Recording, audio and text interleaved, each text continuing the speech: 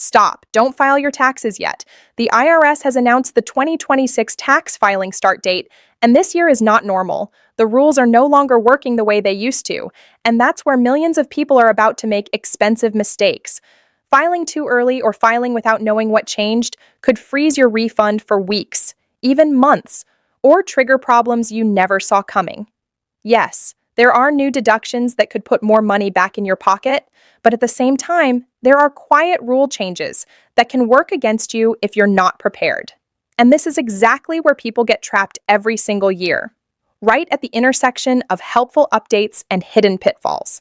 If you depend on your tax refund to pay bills, cover rent, or stay financially stable. If you want to avoid delays, audits, or losing money you're entitled to, then this matters right now. This is information you need before you file, not after it's already too late. Quick question before we continue. When you file your taxes, do you usually file right away as soon as your tax papers arrive, or do you wait until March or closer to April? There's no right or wrong answer, but this year, timing matters more than usual. The IRS will start accepting tax returns on January 26, which officially begins the 2026 tax filing season. That may sound normal, but this year is different. New tax laws are now in effect. The IRS has fewer workers, and refunds are moving more toward electronic payments instead of paper checks. For many retirees and seniors, a tax refund is important money used for bills, groceries, medical costs, or savings. Because of all these changes, filing the right way and at the right time can help you avoid delays and make sure you get every dollar you're owed. Let me break those down for you specifically so you understand exactly what we're talking about. Workers who receive tips, this includes servers, bartenders, hairstylists, delivery drivers, and many others in service industries, may be able to deduct up to $25,000 of that tip income. That's a substantial deduction that could significantly lower taxable income for millions of workers. Overtime pay, the extra money you earn when you work more than 40 hours a week, or beyond your regular scheduled hours, can now be deducted up to $12,500. Again, that's a meaningful amount for people who regularly work overtime to make ends meet or to get ahead financially. And if you have a qualifying auto loan, if you financed a vehicle purchase, you may be able to deduct up to $10,000 in interest paid on that loan.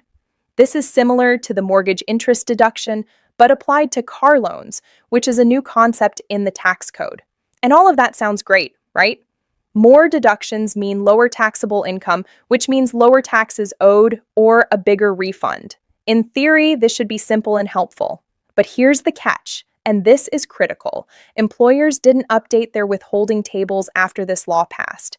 The payroll systems that calculate how much tax to take out of each paycheck didn't get updated to reflect these new deductions. That means a lot of paychecks throughout 2025 may not have reflected these changes correctly. So some people, possibly millions of people, had more taxes taken out of their paychecks than was actually necessary without even realizing it was happening. Now, on one hand, that can lead to a bigger refund when you file, which sounds nice. Who doesn't want a bigger refund? But it also increases the risk of mistakes and complications if your W-2 form, the document your employer sends you showing your wages and withholding, isn't reported correctly. Or if you claim a deduction that wasn't documented the right way by your employer, or if the IRS systems flag something as inconsistent, that can slow down your entire return.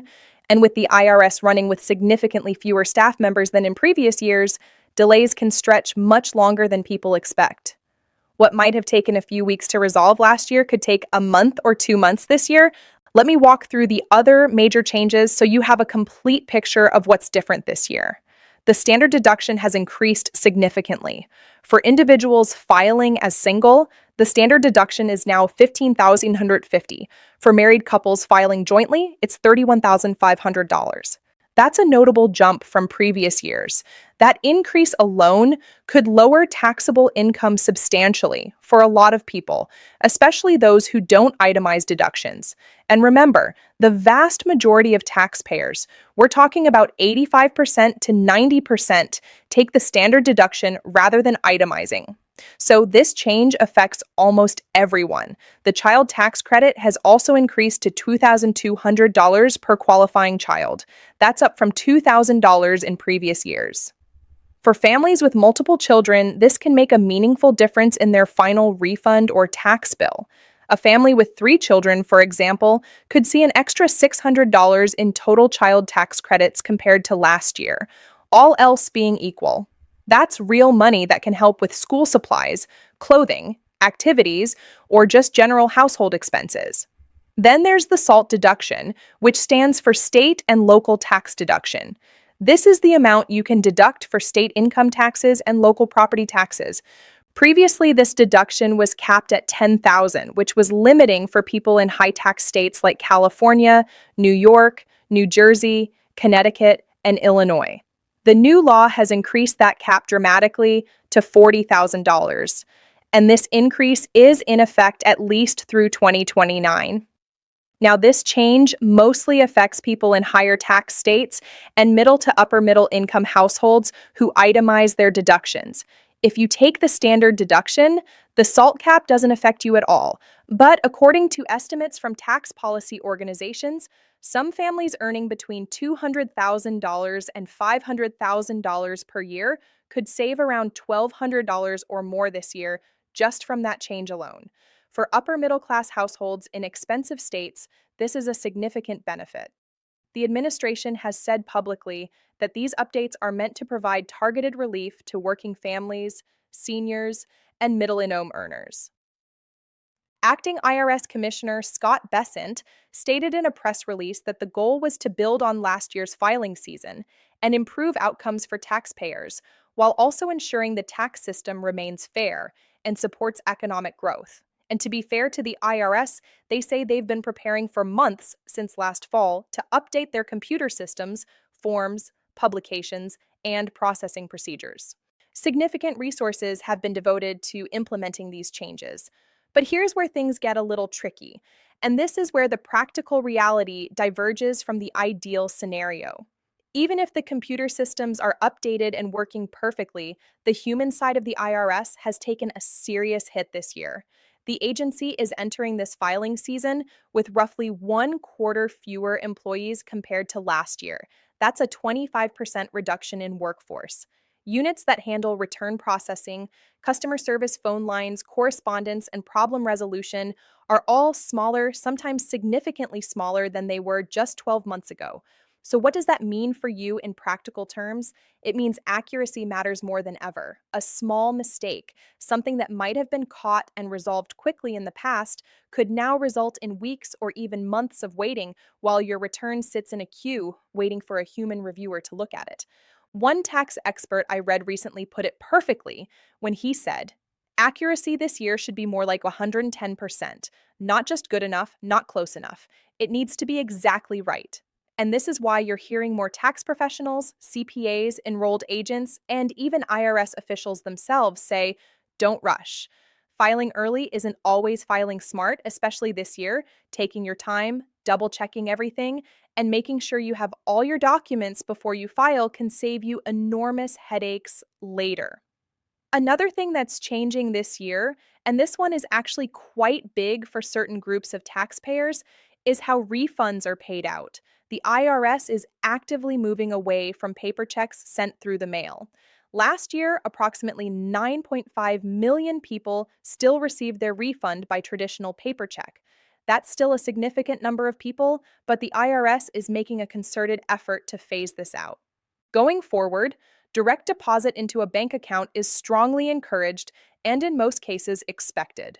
If you file your return without providing bank account information for direct deposit, the IRS may send you a letter asking you to provide it. There may be some limited exceptions for people who genuinely don't have access to banking. And the IRS has mentioned they're exploring alternatives like prepaid debit cards or digital wallets, but electronic deposit is now the default path. And honestly, from a practical standpoint, it's faster and safer. Direct deposit refunds usually arrive within about 21 days if your return is straightforward and there are no issues. Paper checks, on the other hand, can take 6 weeks or longer to arrive in the mail. And that's assuming everything goes smoothly with no problems. Plus, paper checks can get lost in the mail, stolen from mailboxes, or delayed by postal service issues. Direct deposit eliminates all of those risks. So if you've been avoiding setting up direct deposit for your refund, If you've been getting paper checks because that's just what you've always done, this might be the year to reconsider. Even just opening a basic checking account at a local bank or credit union, which often has minimal or no fees, can make this entire process much easier and faster for you. Now, let's talk about timing and why waiting a little bit before you file might actually help you avoid problems and ensure you get your maximum refund. A lot of tax credits and deductions require supporting documents that don't always arrive in January. They come later if you claimed energy credits for solar panels you installed on your home, home efficiency upgrades like new windows or insulation or electric vehicle purchases. You may need extra paperwork, receipts, certification forms, or manufacturer statements that take time to arrive. Retirement contributions, especially for higher earners who are near income phase out thresholds, also come with updated limits and phase out calculations that are easier to miscalculate if you rush through them early in the season. The IRS saw a significant surge in amended returns early last year, meaning people who filed their taxes got them processed and then realized later they made a mistake and had to file an amended return to correct it. And amended returns almost always mean delays, often substantial delays. Again, with fewer staff members at the IRS, those delays could be even longer this year. An amended return that might have been processed in 8 to 12 weeks last year could take 16 to 20 weeks or more this year. And, I've seen this personally in conversations with people I know, friends, family members, viewers who've shared their stories. People get excited. They see that their W 2 is available online and they file immediately, often within days. And then a few weeks later, they're scrambling because a corrected W 2 form arrives in the mail, or a 1099 form for investment income shows up, or they realize they overlooked a deduction or credit they qualified for. That's incredibly frustrating, and it's completely avoidable if you just take your time. After all, you still have until April 15th to file your tax return without any penalty. That's nearly 3 months from when filing opens. There's no prize for being first. There's no bonus for filing in January. The IRS doesn't process returns faster just because you filed early. And if you need even more time beyond April 15th, you can file for an extension that gives you until October 15th. Just remember, and this is important, an extension gives you more time to file your paperwork, not more time to pay any taxes you owe. If you owe taxes, you still need to estimate how much you owe and pay that amount by April 15th to avoid penalties and interest charges. Another thing to keep in mind, and this is just about setting realistic expectations, is customer service. If something does go wrong with your return, if there's a problem that needs to be resolved, calling the IRS may take longer than it used to. Phone wait times have increased. The average wait time to speak to a live person at the IRS was over 30 minutes last year, and some people reported waiting hours. With fewer staff this year, that could get worse. I'm not saying this to scare you or to make you anxious. I'm saying it to set expectations so you're not caught off guard. Being patient and thorough up front when you're preparing and filing your return can save you from having to deal with all of that later. Double checking your math, reviewing your forms carefully, making sure all your documents match up, ensuring you qualify for the deductions and credits you're claiming, all of that work on the front end can prevent problems that would require you to call the IRS and wait on hold. So, yeah, this filing season isn't a sprint where the fastest person wins. It's more like carefully walking through unfamiliar terrain where one misstep could cause problems. The rules changed significantly. The computer systems at the IRS changed, the staffing levels changed, and how refunds are paid changed. All of that adds up to a season where taking a breath, slowing down, double checking your forms, and making sure you really qualify for the deductions you're claiming can make a huge difference in whether your return goes smoothly or turns into a months long ordeal. And something else worth saying, and this is a perspective that often gets overlooked, a big refund isn't always a sign that you did something amazing or that you're great at taxes. Sometimes a large refund just means that too much money was withheld from your paycheck all year long. You essentially gave the government an interest-free loan of your own money, and now they're giving it back to you without paying you any interest for the privilege of holding on to it.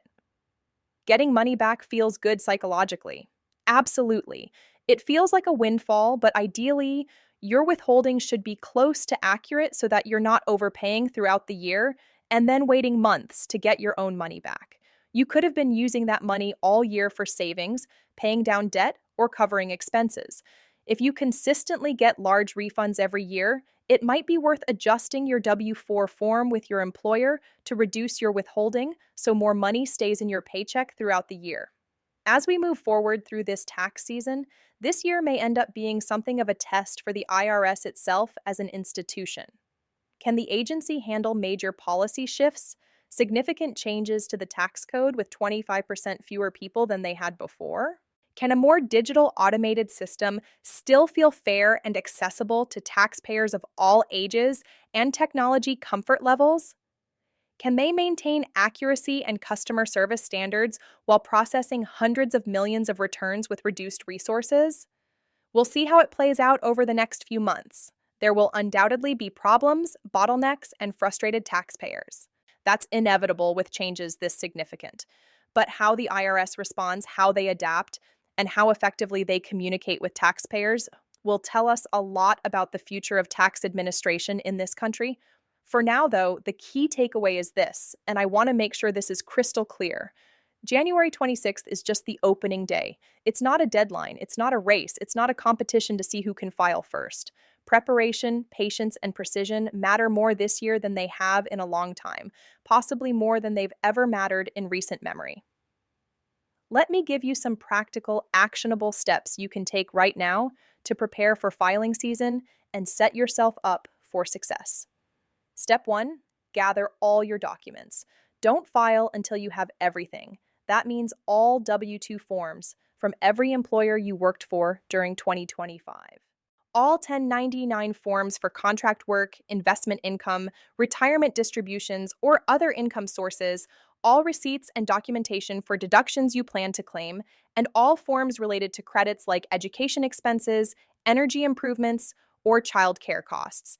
If you're missing something, wait for it. Don't estimate. Don't guess. Don't assume you can file now and fix it later. Get everything first. Step 2, understand which deductions apply to you.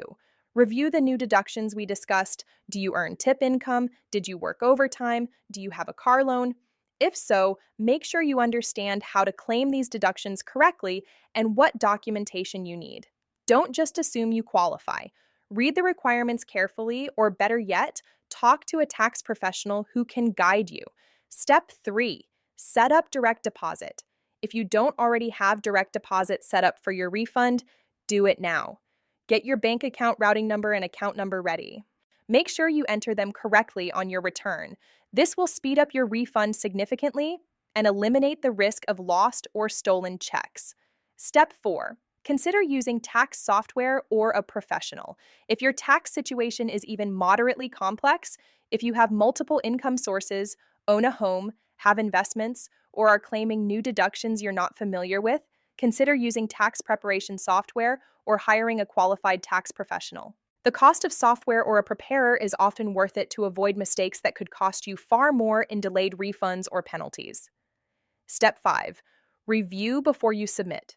Before you hit submit, review everything one more time. Check your social security number, check your bank account numbers, check your math. Make sure you've signed electronically where required. Verify that all your income is reported. It takes an extra 10 or 15 minutes, but it could save you weeks or months of problems. Step 6, track your refund.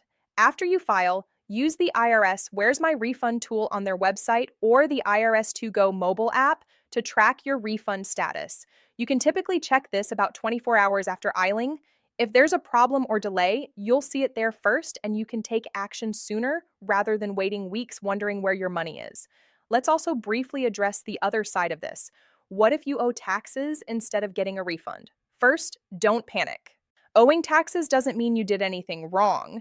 It might mean your withholding was too low, you had income that wasn't subject to withholding, or you didn't make estimated tax payments if you're self-employed. If you owe, you still need to file by April 15th and pay by April 15th to avoid penalties. If you can't pay the full amount, file anyway and pay as much as you can. The IRS offers payment plans, and the penalties for not filing are much higher than the penalties for not paying in full. You can set up a payment plan online through the IRS website, and in many cases, you can qualify for a plan without even talking to anyone.